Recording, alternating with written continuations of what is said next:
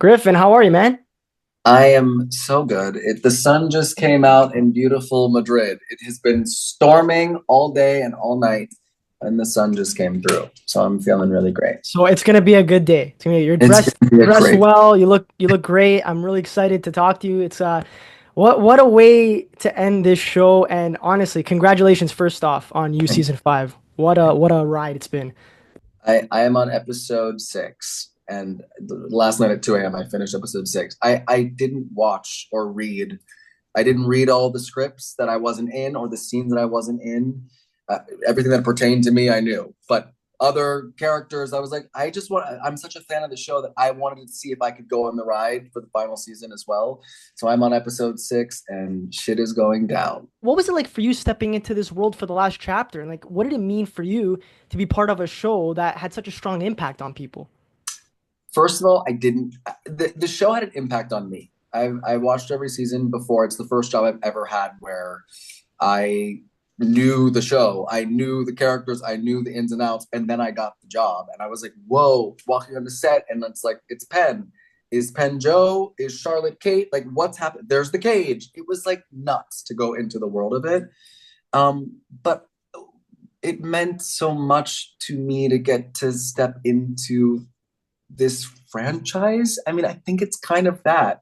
To be honest, I am still a little shocked at how big the show is. I live in Madrid, right? So um, people are recognizing me in Madrid. That I didn't expect. I love the show, and I think people in America are watching you, right? I know Penn. Penn's a big old star.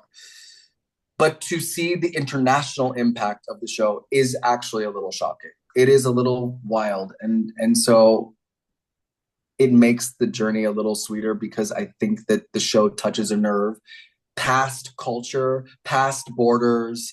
It's doing something to people that is really exciting to be a part of. I'm just like grateful that I get to be a part of it.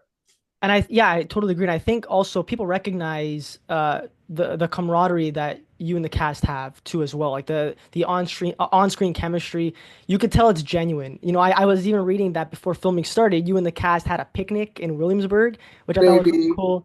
we Yeah, were picnicking yeah. and charcutering, and it Yeah, was, Charlotte yes. said that you brought the nicest charcuterie board and called it your dad energy moment, which I Listen, thought I was went straight amazing. over to Trader Joe's. I said, I know what to do. You get everything in little baggies and you spread it out and you put it on a cute cutting board and you feed the kids. And that's what we did. I gotta see a picture of this because I love charcuterie board. I gotta see a picture one day. I'm That's gonna awesome. post it.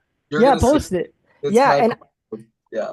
yeah, it's so yeah. Even just I think you posted this morning too about the eclipse. You guys were watching the eclipse Yeah. together, and that was a good bonding moment too. So I think things like that when people watch the show now, they see like I mean, okay, you guys are acting, but again, it's there's that genuineness there that you guys have that familiarity, and I think that also helped make the filming a lot more seamless too, right? I think that if you can know each other off screen, that you will create a world in which you can know each other on screen.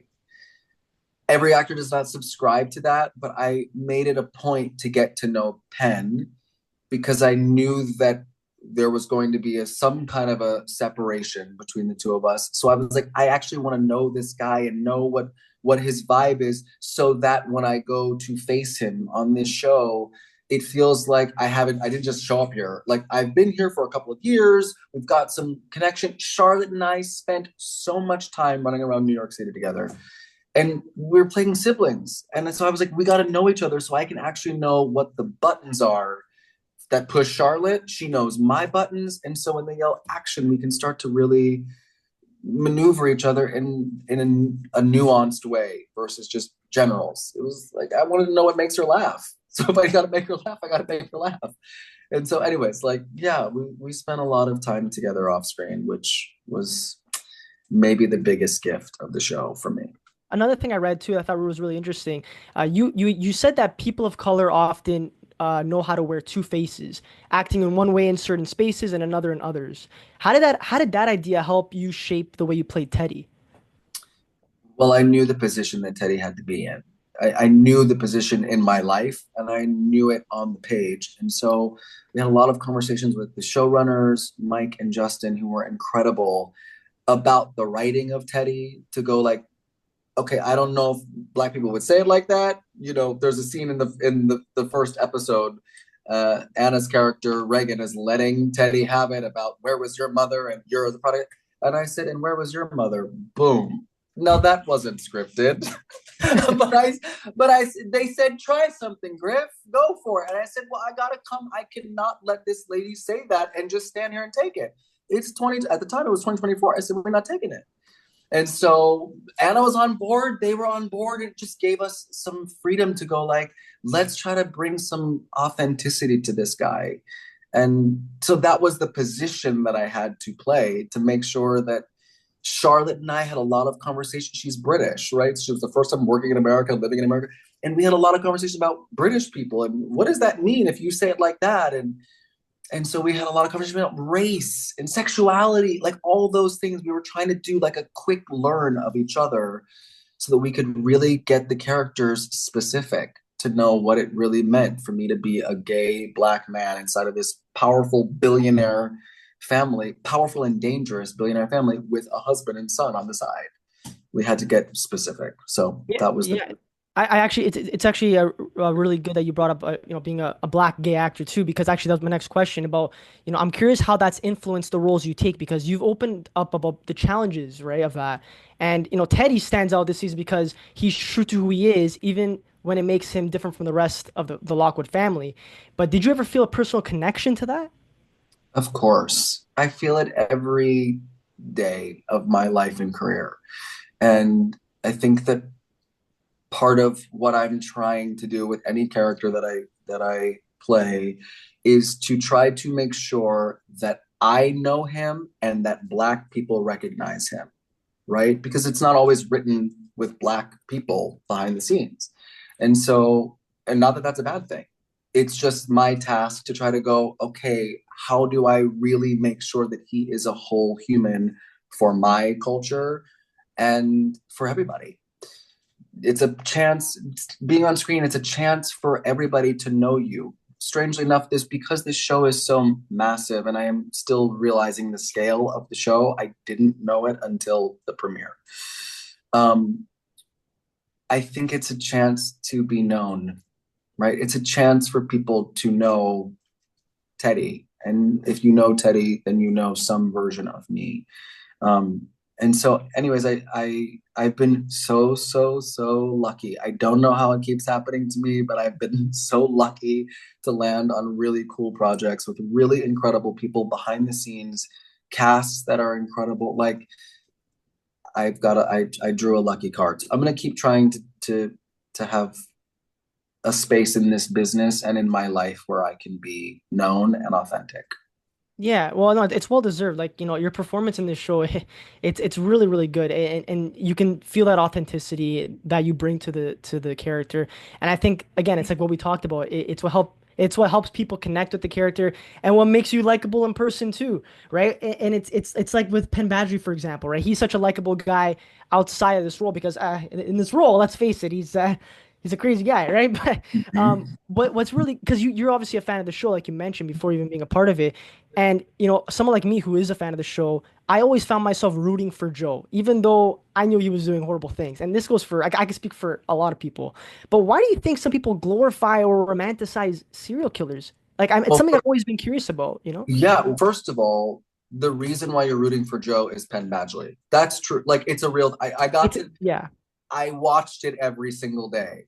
So Penn is actually an incredible actor and an incredible human. And so what he's doing is he's taking his humanity onto screen and you're getting to feel the intrigue of this guy and what he's capable of. That's actually Penn. Penn is bringing that. It's the writing 100%, but Penn really is bringing his humanity to Joe Goldberg. That's why we love Joe.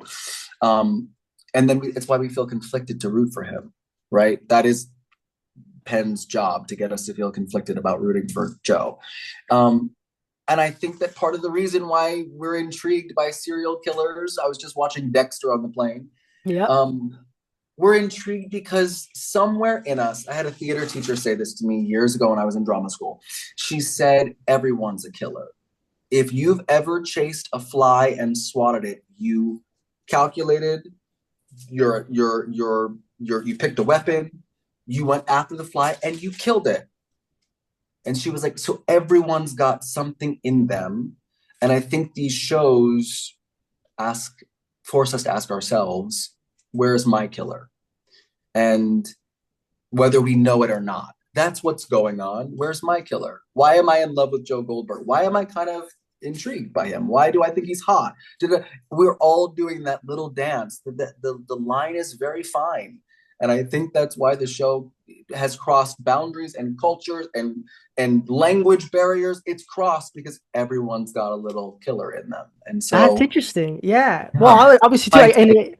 yeah, it goes back to even just like the way Penn Badgley plays Joel, and it's definitely how he is in real life. He's a very charismatic guy, good Mhm. looking. He dresses good. He looks good, and I think those are qualities that maybe some people they look at it and they go, oh wow, I want to be like that guy, or I want to be with someone like that, and they kind of look past all the crazy crap that's going on.